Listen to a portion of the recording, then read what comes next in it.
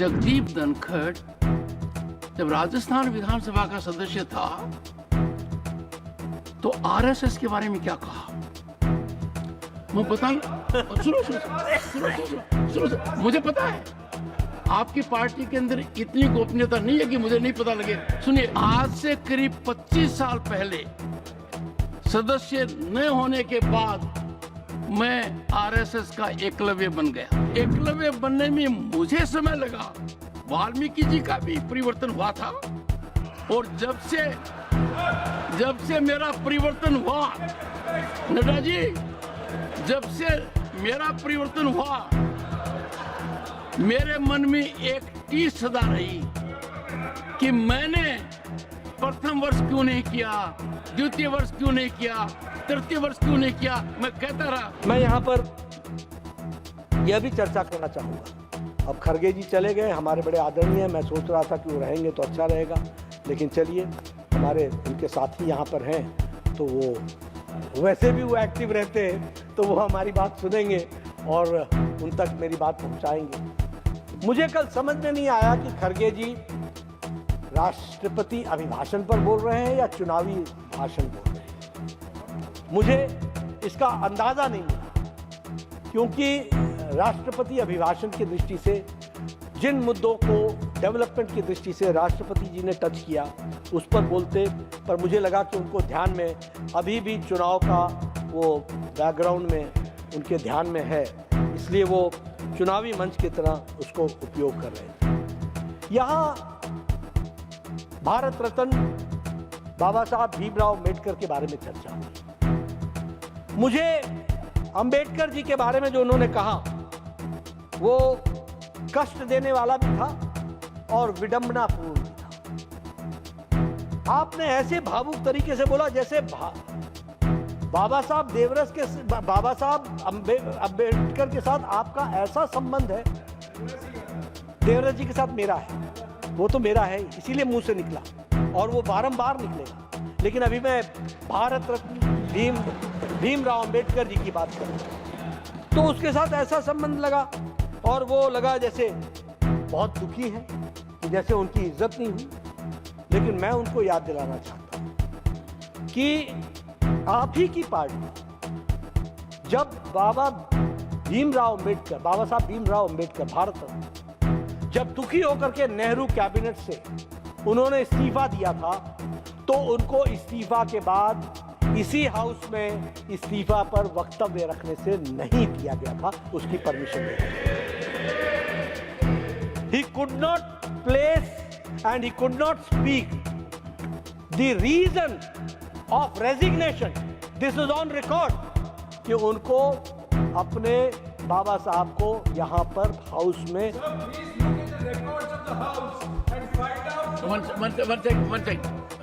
नड्डा जी एक सुनो जयराम जी। Sir, I just want the honorable leader of the house to revisit the records of that day and see why that permission was not granted by the chair. This is all part of the record. Okay. October 12, 1951. Please look at the record. 1 second. You have a master historian there. 1 second. Jairam ji, one second. I thought you were disputing it. You are not disputing it. You are going beyond it. You may continue. Chairman sir, you may continue. Chairman sir, you may Chairman continue. sir, I must thank Jairam Ramesh for substituting that what I am saying is correct. But he wants you to say more. हाँ, तो अब वो इस्तीफा दिया, उनको बोलने नहीं दिया गया और भीमराव अम्बेडकर को दूसरे दिन प्रेस कॉन्फ्रेंस करनी। खड़गे जी के दिल में अभी भी टीस है, मैं उनकी सहानुभूति रखता हूं, लेकिन अपने कांग्रेस भाइयों से पूछे ना कि जो आप इधर हमारे से पूछ रहे थे, आपके कांग्रेस पार्टी ने क्या हाल किया उनका, कैसे देखा उनको। फिर उसके बाद अगर मैं कहूं, नड्डा जी, 1990 में I was member of Lok Sabha. 1990 के 2 महीने बहुत महत्वपूर्ण है। मार्च के महीने में लंबे अंतराल के बाद भारत रत्न उनको दिया गया। और अप्रैल 1990 में सेंट्रल हॉल में उनका पोर्ट्रेट अनवील किया गया और पोर्ट्रेट अनवील करते समय यह ध्यान रखा गया कि पोर्ट्रेट्स का मूवमेंट कैसे हो। और तब मैंने जानकारी की कि जब से सेंट्रल हॉल में पोर्ट्रेट लगे हैं उनका मूवमेंट होता रहा है, कभी कोई मुद्दा नहीं उठा। आपने 1993 की बात की, शायद आप भी उस समय विधायक होंगे, मैं भी विधायक था। जो आपने कहा मैंने भी आंखों से देखा है। मैं कांग्रेस पार्टी का विधायक था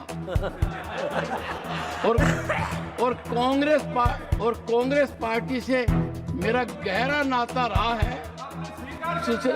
स्वीकार नहीं, मैं कभी कोई चीज को स्वीकार करने से हिचकिचाता नहीं, पर एक समय था जब मैंने ये कहा था, जिसकी बड़ी कोशिश कर रहे हैं जयराम जी, कि जगदीप धनखड़ जब राजस्थान विधानसभा का सदस्य था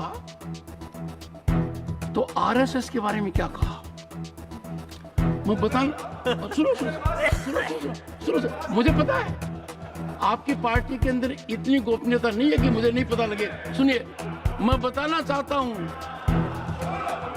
माननीय नड्डा जी, मैं बताना चाहता हूं कि आज से करीब 25 साल पहले सदस्य न होने के बाद मैं आरएसएस का एकलव्य बन गया। और क्यों बना? तपस्वी लोग हैं, राष्ट्रभक्त हैं, समर्पण की भावना उत्कृष्ट है, दूसरे विचार को ग्रहण करते हैं।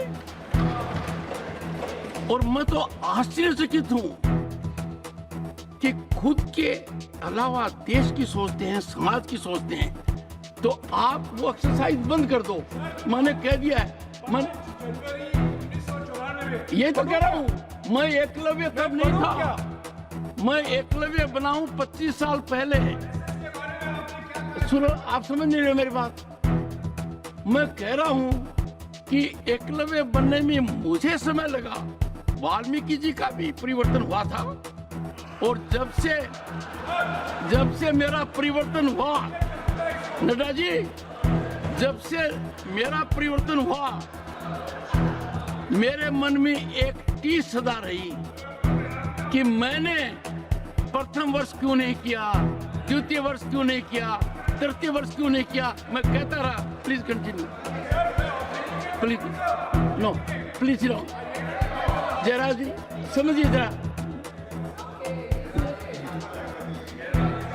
मैं